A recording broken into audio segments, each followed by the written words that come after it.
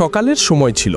হলুদ রঙের শাড়ি পরে একেবারে গ্রামের সাধারণ মহিলাদের মতো দেখতে একজন মহিলা ধীরে ধীরে পা বাড়িয়ে বাজারের দিকে যাচ্ছিলেন।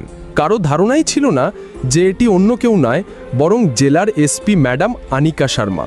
আনিকা শর্মা ইচ্ছাকৃতভাবে এমন রূপ নিয়েছিলেন যাতে কেউ তাকে চিনতে না পারে। তিনি তার পুরনো স্মৃতিতে হারিয়ে গিয়েছিলেন এবং ভাবলেন যে আজ পুরনো দিনের মতো রাস্তার পাশের ঠেলা থেকে ফুচকা খাওয়া যাক। একটু এগোতেই তার নজর রাস্তার পাশে একটা ছোট ঠেলায় পড়ল। সেখানে একজন প্রায় 50 বছরের দুর্বল বুড়ো আঙ্কেল ফুচকা বিক্রি করছিলেন। আনিকা ধীরে ধীরে চলতে চলতে ঠেলার কাছে পৌঁছে বললেন, আঙ্কেল, এক প্লেট ফুচকা দিন তো। আঙ্কেল হেসে উঠলেন এবং তাড়াতাড়ি গরম গরম ফুচকা প্লেটে ঢেলে তার হাতে দিয়ে দিলেন। আনিকা শর্মা যেই ফুচকা খেতে শুরু করলেন, তার মুখে খুশি স্পষ্ট ফুটে উঠল। ছোটবেলা থেকেই তার ফুচকার খুব শখ ছিল, কিন্তু ডিউটি এবং ব্যস্ত জীবনের কারণে তার এমন সুযোগ খুব কম মিলত। তিনি চুপচাপ স্বাদের মজা নিচ্ছিলেন যে তখনই হঠাৎ সেখানে একজন ইন্সপেক্টর বিবেক 3-4 জন সিপাহীর সঙ্গে এলেন। তিনি ঠেলার পাশে থেমে রাগ করে বললেন, আরে ও বুড়ো, তাড়াতাড়ি টাকা বার কর। হঠাৎ আওয়াজ শুনে বুড়ো আঙ্কেল ঘাবড়ে গেলেন, তার হাত কাঁপতে লাগলো। হেঁচকিয়ে বললেন, সাহেব, এখন তো দিনের শুরু, এখনও তো আমি কিছু উপার্জন করিনি, কোনো গ্রাহক আসেনি।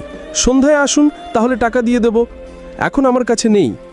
এটা শুনে ইন্সপেক্টর বিবেক ভীষণ রেগে গেলেন। তিনি কিছু না ভেবে আঙ্কেলের গালে একটা জোরদার চড় মারলেন। এটা দেখে আনিকা শর্মা অবাক হয়ে গেলেন।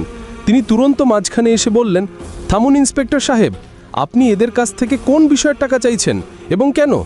কোন অধিকারে আপনি একে চড় মারলেন? আপনার কোনো অধিকার নেই অযথা কোনো গরিবের সঙ্গে এমন করার। ইন্সপেক্টর বিবেক ঘুরে তাকিয়ে বললেন, তুমি মাঝখানে পড়ো না, তোমাকে জানাও আছে কি বিষয়? বেশি বললে এখনই তোমাকে গ্রেপ্তার করব, চুপচাপ দাঁড়িয়ে থাকো। আনিকা রাগ করে উত্তর দিলেন, দেখুন, আপনি যা করছেন তা একেবারে ভুল। কোথাও আইনে লেখা নেই যে আপনি গরিবদের থেকে আদায় করবেন।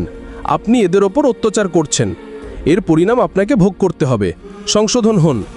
এটা শুনে ইন্সপেক্টর বিবেক খুব খারাপভাবে রেগে গেলেন। তিনি রাগে নিজেকে হারিয়ে ফেললেন এবং আনিকার গালে জোরদার চড় মারলেন। চড়টা এত জোরদার ছিল যে আনিকা একটু টলমল করে গেলেন, কিন্তু নিজেকে সামলে নিলেন। তিনি রাগ করে বললেন, আপনি আমার উপর হাত তুললেন, এখন আমি আপনার বিরুদ্ধে এফআইআর করব। ইন্সপেক্টর বিবেক হেসে হুমকি দিলেন, এফআইআর তোকে বোঝা যায়নি? বেশি বললে এত মারবো যে ঘরে যেতে পারবি না, চলে যা এখান থেকে, না হলে ধাক্কা মেরে তাড়িয়ে দেব। ইন্সপেক্টর বিবেক রাগ করে আবার ফুচকাওয়ালা আঙ্কেলের কলার ধরে চিৎকার করে বললেন, আরে বুড়ো, বেশি চালাকি করিস না, তাড়াতাড়ি টাকা বার কর, না হলে এখনই তোর ঠেলা তুলে নেব। এত বলে ইন্সপেক্টর বিবেক রাগ করে ঠেলায় জোরদার লাথি মারলেন। ঠেলা উল্টে গেল।